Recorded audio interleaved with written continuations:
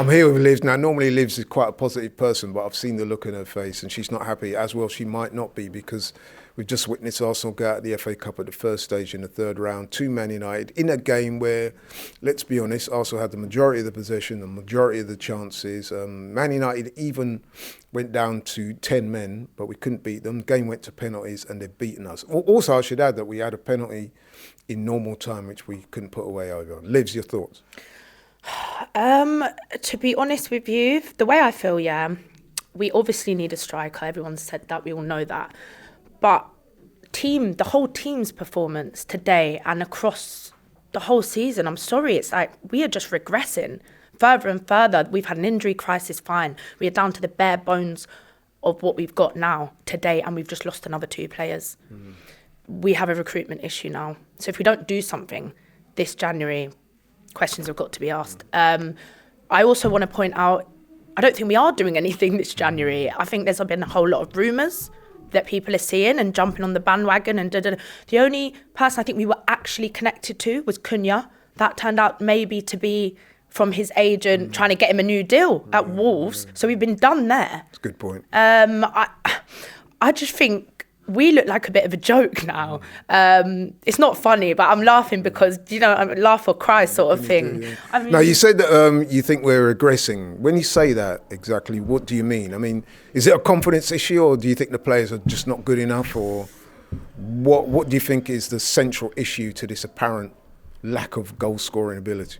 I think the issue is the quality that we have on the pitch. Now, I mentioned in the stream, there's a possibility that we overachieved last season with the squad that we have. Because to me, that's not a Premier League winning squad. I thought we could get maybe a Carabao or an FA Cup. Carabao's looking bleak. But I feel like we may have overachieved last season, and so we just expected to come this season and do something crazy. But in reality, we don't have the quality, especially at the front, that we need.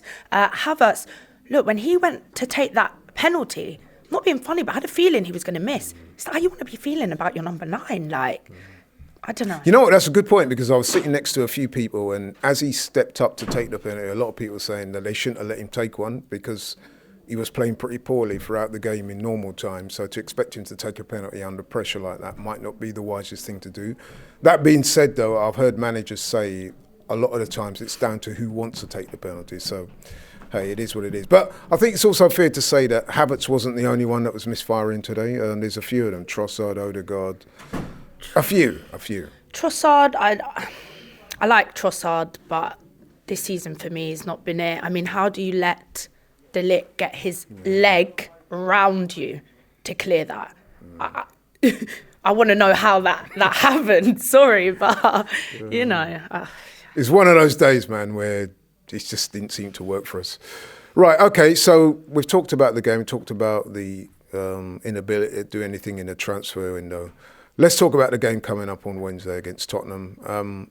How confident are you, if at all, that we can get something against Tottenham and get our title aspirations back on track? I love this team. I'm going to hope and pray, and I'm going to back them, but we are down to the bare bones, as I said. We rely so heavily on that right-hand side, whether that's Saka, Odegaard and Timber, or Saka, Odegaard and Ben White, or whatever. We don't have Timber anymore. We don't have Ben White. We don't have Saka. We don't even have Nwaneri.